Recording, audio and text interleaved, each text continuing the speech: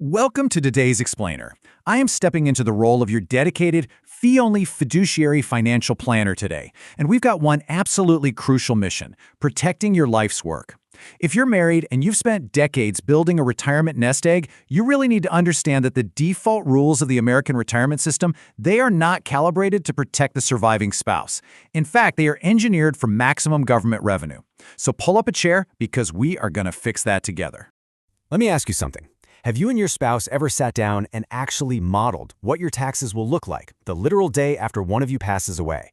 I'm betting the vast majority of you haven't, mostly because nobody told you to. Not your broker, not your local banker. But listen, this is the single most urgent question in retirement planning because the current tax system has a massive trapdoor built right into it. So here's our roadmap to safety today. We're covering the widow's penalty trap, the 3 specific mathematical tax traps, our 4-asset strategy, and finally, your 5-year implementation checklist. Okay, part 1, the widow's penalty trap.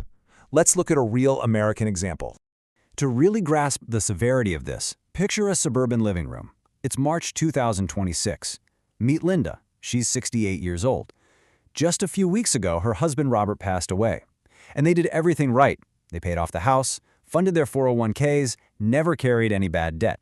But today, she's staring at a letter from her CPA explaining that the federal government is about to take approximately $73,000 out of her nest egg this year. Her savings didn't magically grow when Robert died, yet she's suddenly facing a massive 6-figure pace drain on her life savings. Okay, let's dive into this math because it is truly mind-blowing. When Robert was alive, their combined gross income was $116,400, and their tax bill was roughly $8,400. After Robert passed, Linda lost his Social Security check and half of his pension. Her income dropped down to $84,100. She literally lost a third of her household income. She is poor, she's grieving, she's alone. And yet, due to the way the tax code works, her total tax exposure and penalties skyrocketed to roughly $73,000. She is paying almost 4 times the tax on significantly less money. No way, right? Section 2. 3 tax traps explained. Let's lift the hood on this math. This widow's penalty is not some weird glitch. It's the tax code working exactly as mathematically designed. Think of it like a mathematical guillotine that drops the second the hearse pulls away. Most CPAs, they only talk about the first trap, but it's really the combination of all 3, the bracket collapse, the RMD crossfire, and the IRMAA spike that quietly bleeds the survivor dry. Trap number 1 is the bracket collapse. The architecture of our tax system is built for couples, and the second one spouse dies, the survivor falls straight through a trapdoor. Look, for a married couple, you have a massive runway of $110,000 of bracket width in that 22% bracket. But for a single filer, that bracket is sliced in half to just $54,000.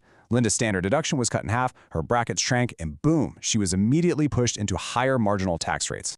Then we hit trap number 2, the RMD crossfire. You know, a lot of couples mistakenly think, well, if one of us dies, the survivor will just live off less and avoid taxes. It's actually shocking how untrue that is. The IRS mandates required minimum distributions. The IRS does not care if you only need $18,000 a year for groceries and property taxes. That uniform lifetime table forces money out of your traditional IRA at an increasing percentage every single year. This forced income, stuffed into those narrow single-filer brackets we just looked at, it equals pure confiscation.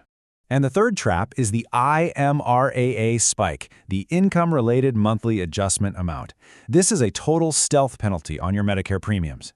Because Linda was suddenly forced into higher single-filer brackets with her RMDs and a much larger portion of her Social Security became taxable, she crossed the IMRAA threshold.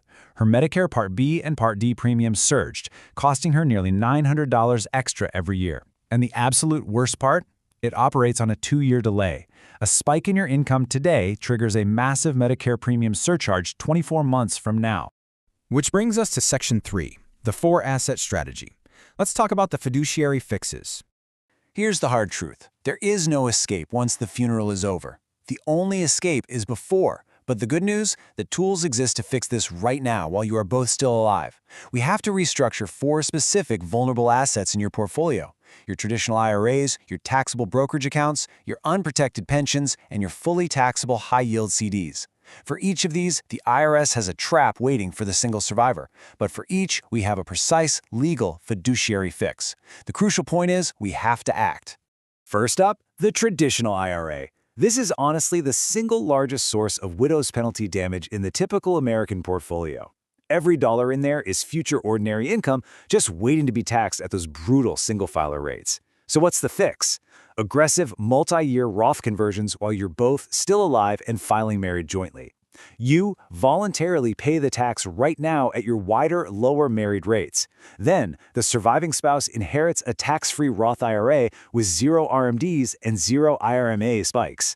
Honestly, it's the single most important tax move in the pre-death playbook. Asset number 2 is the taxable brokerage account. Now, generic advice will tell you to gift appreciated stock before you die. Actually, scratch that. That is terrible advice for married couples. We want to use Internal Revenue Code Section 1014, the step-up in basis. When a spouse dies, the embedded capital gains can magically vaporize, and the survivor can sell the very next day with 0 capital gains tax.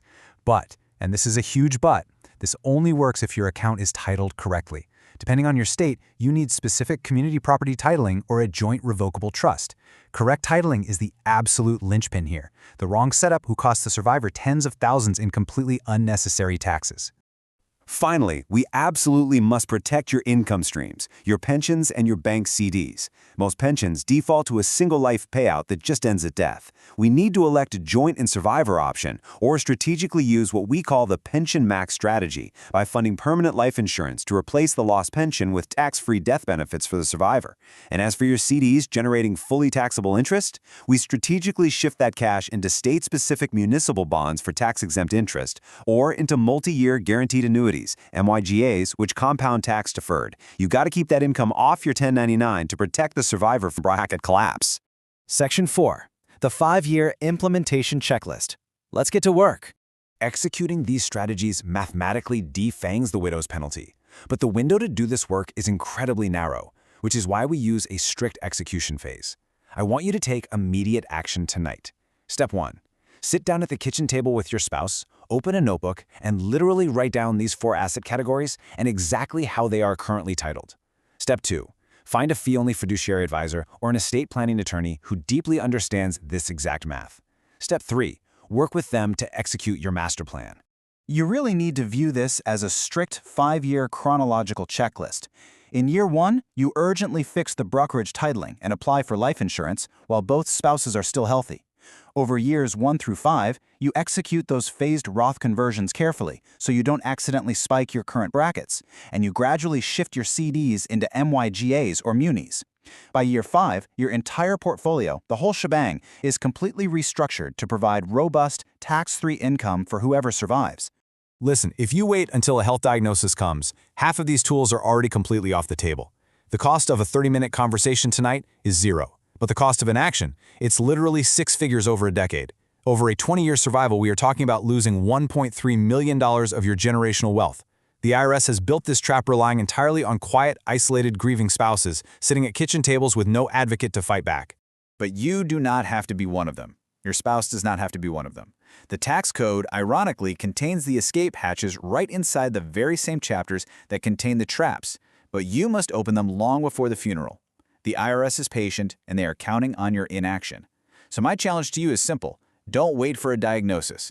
Start the conversation tonight and schedule a meeting with a fee-only fiduciary today. So, what do you say? Are you ready to protect your life's work?